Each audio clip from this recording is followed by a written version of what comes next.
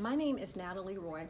I teach Roman technology, classical mythology, and Latin at Glasgow Middle School in Baton Rouge. I'm passionate about STEM integration into subject areas that don't normally incorporate STEM, such as social studies, classical mythology, and Latin. The students in this video are in the 6th, 7th, and 8th grades. The content of this lesson is a Roman technology class. The curriculum for this class was created by me for all types of learners.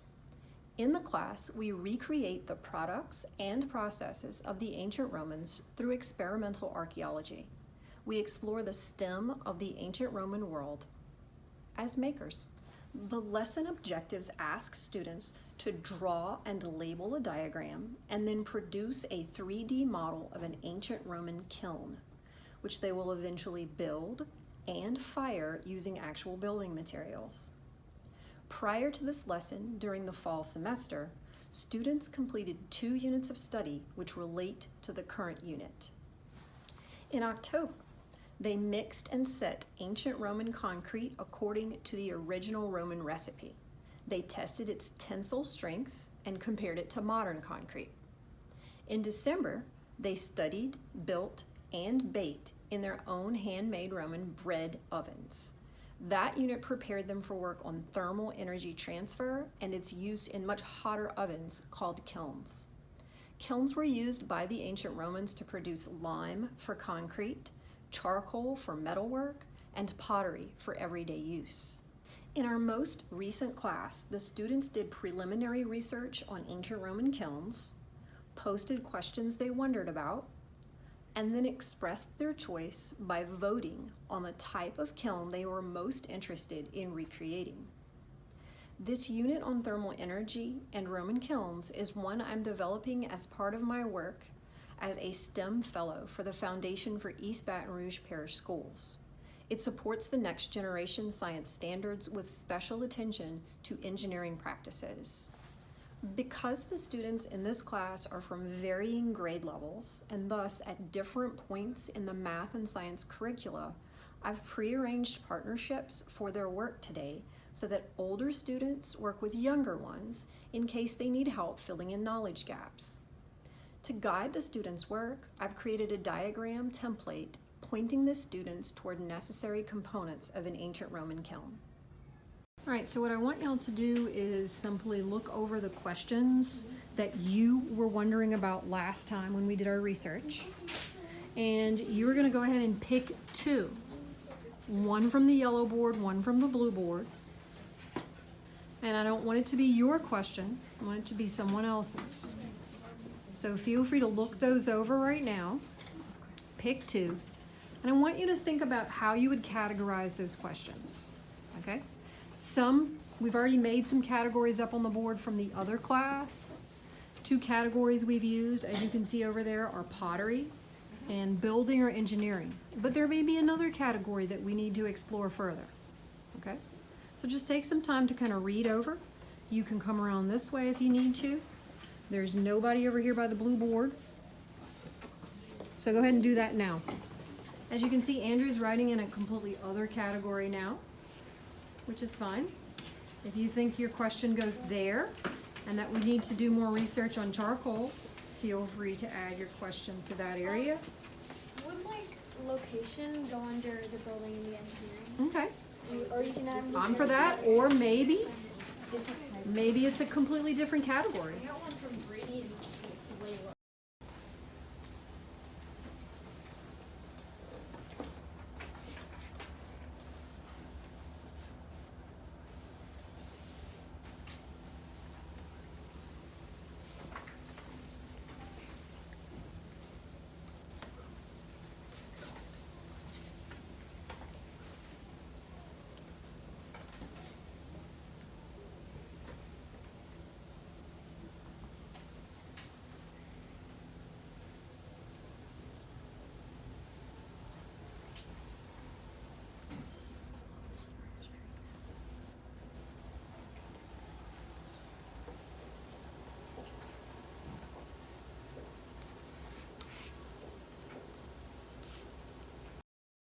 How many of you think that your drawing is really, really good?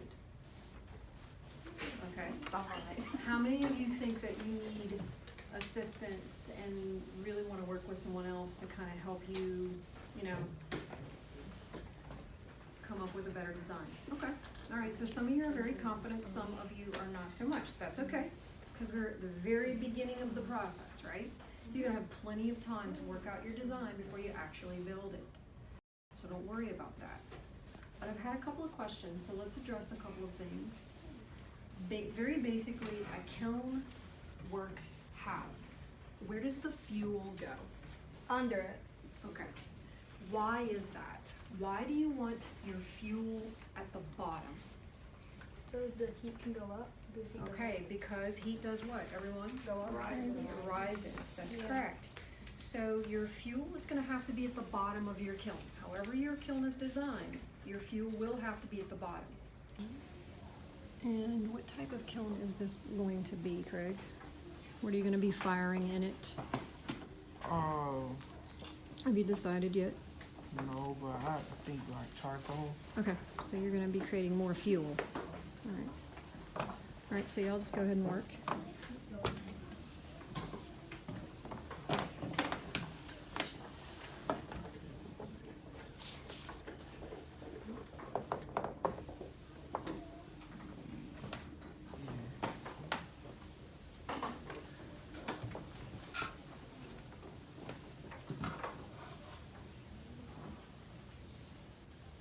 Okay, ready? It's gonna fall. Oh my god.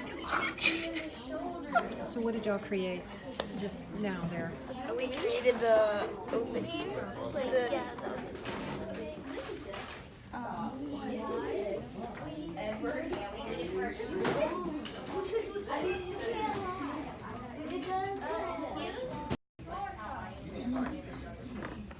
This is where the fire goes, right? Yeah, but how are we gonna build this up? We should probably add like more of these blocks or something. But does the fire need to be like really big? Yeah, I guess. Okay.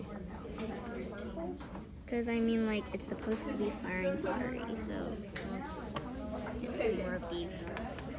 Maybe we should so is this like a lid on it? So Yeah. we're gonna make a chimney and then we're gonna put a lid on it?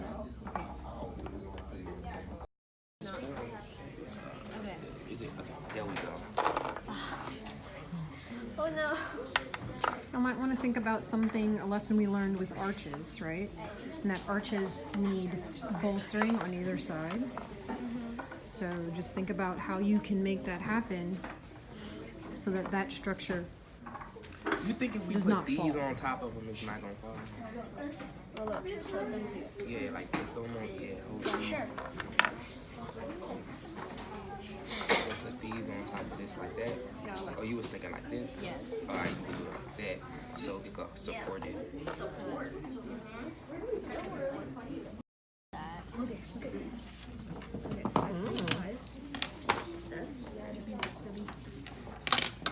this is. See, I would put this block here. We would put it like this block, right? To close why did you build it that way? What are those supposed to be? right? We realized that we didn't have enough circular, like curved blocks to make it into a dome structure like we had planned. So we just decided to go with a box. Okay. So like a flat roof? Yeah. Okay. Okay.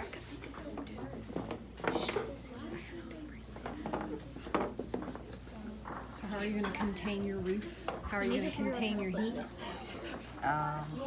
Is it going to be an imaginary roof? No. Or We're on the camera. you're actually, oh, okay. We're gonna do a dome for the middle parts. And then Okay, and then we're supposed to imagine that the dome goes all the way across. Gotcha. What are you doing?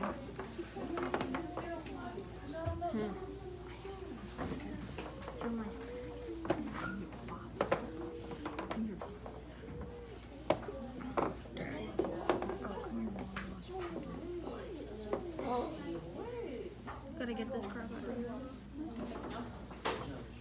we could put those on. So tell me about your kiln. What are the parts, different areas of your kiln?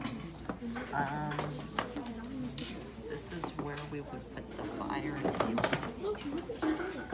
This is where we would put the fire and the fuel. This was supposed to be our peephole. It's partially filled in. And then we turned some blocks so that we could have a platform or a shelf for the pots on the inside.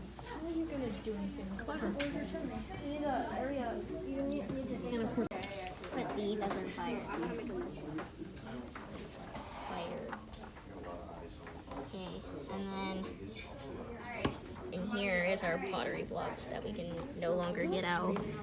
That's our pottery. Pottery. And then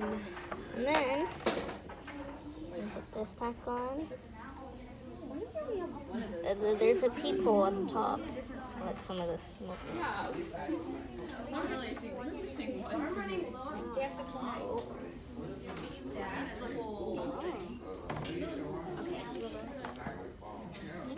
Pretty good. except we're not gonna use these. We're gonna actually just